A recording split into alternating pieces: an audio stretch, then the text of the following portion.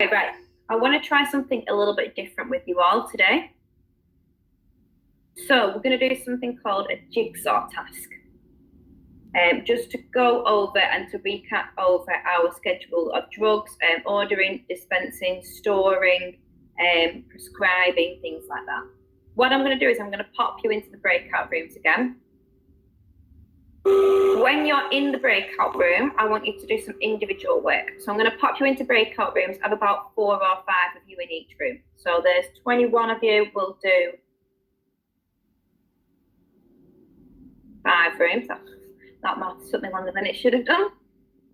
Once you're in your breakout room, I want you each to assign a medication to one of you. So someone will have to do 2 people on 1 medication. So one person do meloxicam, one person do diazepam, 1 phenobarbital, and 1 pethidine. I want you to go away for 5 minutes, and I want you to research your procedures for ordering, storing, dispensing that medication. Then come back into your breakout room. So don't actually physically leave the breakout room, but then when you come back together, I want you to explain to the other people in your room what the procedure is for this medication. Okay, so what is the procedure for storing, ordering, and dispensing pentobarbital? Explain it to the rest of your room. So by the end of the breakout room, you should all be well aware of the procedures for each of these medications.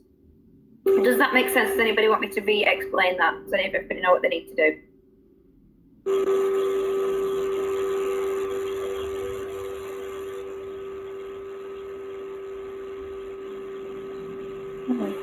That's nice. I haven't done anything different. I haven't even touched the computer.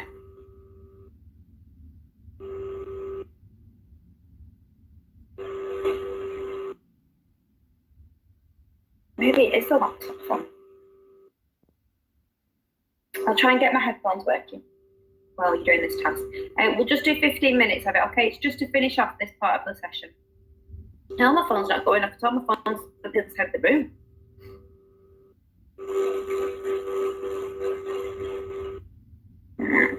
Strange.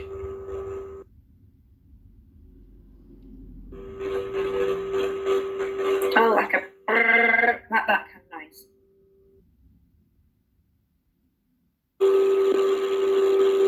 I'll see if I can sort something while we're doing this task.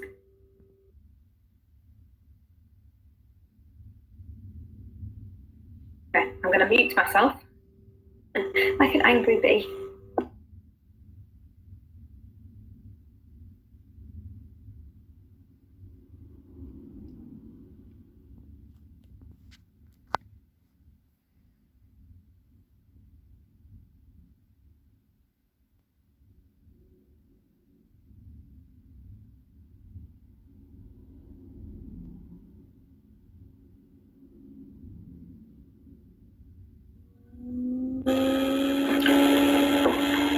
Okay, so hopefully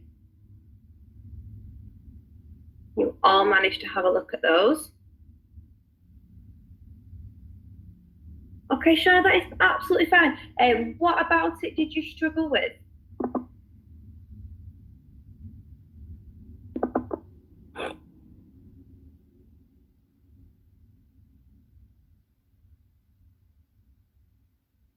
Finding some of the information.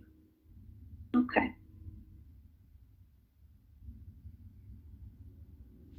Okay.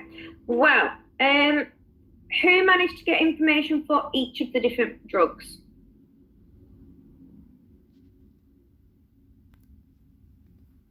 I was popping in and out of everyone's rooms, and some of you were getting some really good detail written down. Okay.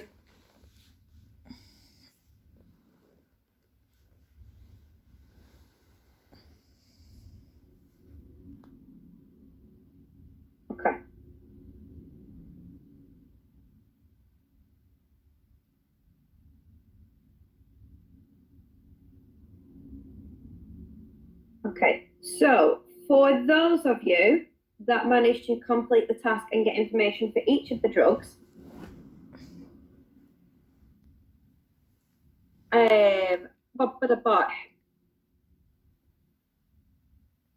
Shauna, who was the person in your group that was researching meloxicam?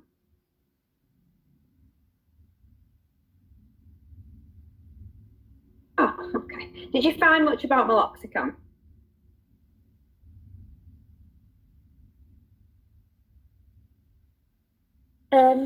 That it's an analgesic, and it's a POMV only, so they need a prescription to get it. They can't just get it from any shop. And there was no specific storage instructions. It's just to be stored ambient. Yeah. I couldn't think of anything else or find anything else much from. That's absolutely fine. So with this particular task, I tried to include a Schedule 2, Schedule 3 and Schedule 4 drug and just a regular POMV drug, just so you can see the differences between them all. So what you found out from meloxicam, Shauna, is absolutely fine. So it's a POMV medication. It doesn't have any really specific storage or ordering guidelines around it. You don't have to have a prescription to order it, but it has to be prescribed by a veterinary surgeon to dispense it to a client, okay? So it's storage solutions. It doesn't really want to be kept in direct sunlight, and it wants to be kept at room temperature. That is all absolutely fine. Who, in any of the groups, who was researching diazepam?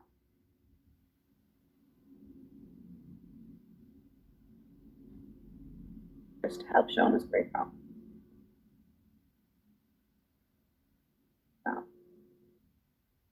So Alice, Jade, Claire, or Jordana, who wants to tell us about diazepam? What are our schedule? What's the schedule of it? What's the manufacturer's guidelines, and what are the storage instructions? Who wants to be brave and show what they've got? So I slightly lost my notes, just because I didn't think to save them before. But it's a Schedule 4. It's a POMV. Yep. It does want to be kept out of light. I read that it was potentially hard to pieces, so you would want to ask about that. Yep. If we were dispensing it, but I could only find methods that would be for slow IV administration, which is something that the owner wouldn't be doing. So I wasn't sure if it was something that we would dispense regularly. Okay. So diazepam. Oh, I can't say it. Diazepam. See if anyone put anything into the notes. Diazepam can come in 3 different ways, shall we say. So it can come as a tablet form. It can come as a rectal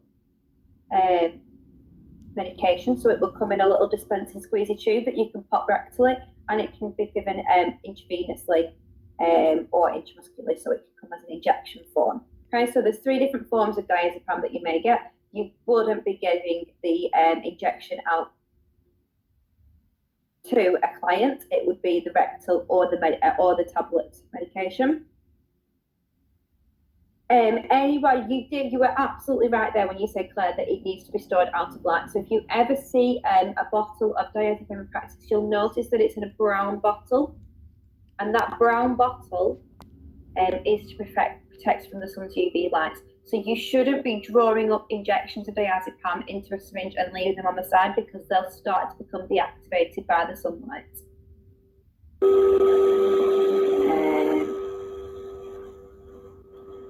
Fab, yep, Alice, that is absolutely right. It doesn't need to be recorded in the dangerous drugs box book. It's a class 4, so it's a Schedule 4 drug.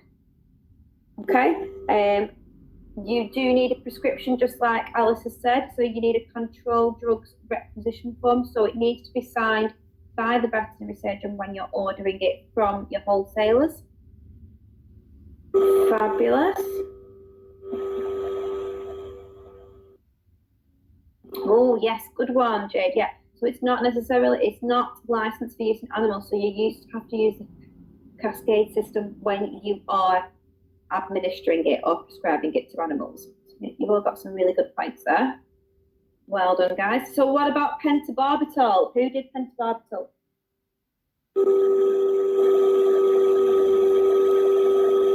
Fab, Brian did it for group 5. Somewhere. Maybe should be someone else. Okay, so Ryan, Amy, Summer, and Olivia, what did you find out for pentobarbital? What is it? What schedule is it? What are your storage instructions? Etc., etc., etc. How do we order it? Oh, loads of information here. Well done, guys. Okay, so just like diazepam, pentobarbital is light sensitive. So you shouldn't be drawing it up in syringes and leaving it lying around. You guys, who wants to very quickly just pop a little comment on what is pentobarbital? What do we use it for?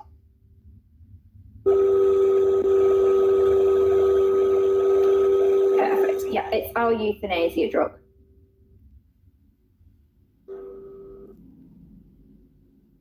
Fabulous.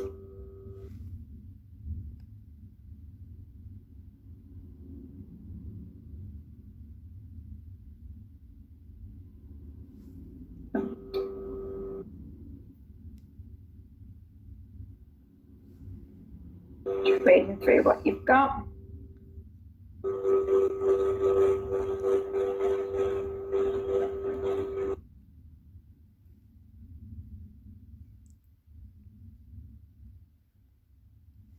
Yeah, must be kept in the controlled drug cupboard because it's a Schedule 3.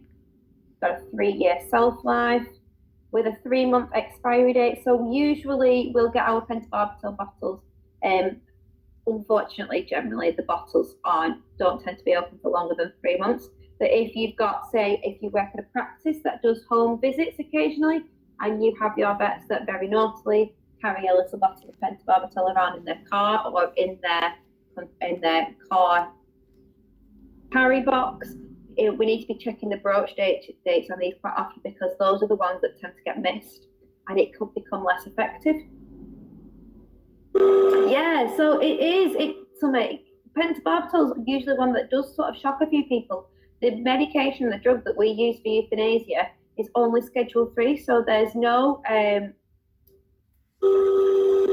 we don't have to record our amounts. If you think about the high rate of veterinary suicide in practice, for example, you would think that something that can contribute to that would be more closely monitored, but it's not.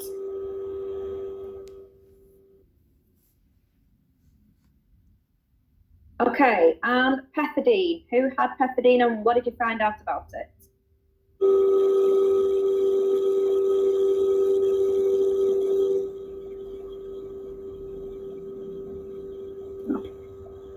I've put pethidine in here because it, just to sort of jump the gun on what you're about to say, pethidine is a Schedule 2 drug, but it's not one that we tend to see in practice very often. Generally, when we think about a Schedule 2 drug, we think about methadone, so Comfortan or Vicetone, however you want to call it. But pethidine is a Schedule 2 drug, and you might be asked questions on pethidine. So I wanted to add that into there so that you're all aware of what pethidine is. Okay, you might get questions on this, and if it's not something that you've seen in practice before, you're not going to automatically assume that it's a Schedule 2 drug, and so it's subject to those control methods.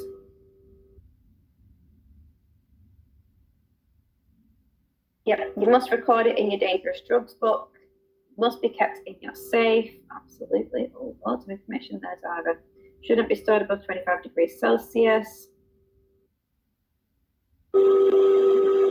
Zara's put in the register in the controlled drugs, but you've got to have the date your supply is received. Yeah. So when you receive your medication from the wholesaler, you've got to write down the date and the amount that you received and who from. Then you've got to put down how much you supplied to the owner, the name and the address, the person or company that supplied the medication, the details that the person gave it to of, how much you prescribed. You've got to have that prescription that you gave. So say you've injected a patient with it, you've got to have that injection witnessed by another person.